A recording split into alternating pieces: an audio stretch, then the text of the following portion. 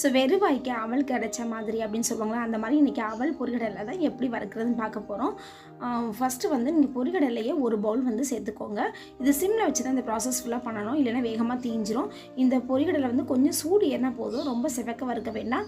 இது கூட 2 பவுல் வந்து நீங்கள் அவல் சேர்த்துக்கோங்க. அது வந்து சரியாக இருக்கும் அந்த ப்ரொப்போர்ஷன்.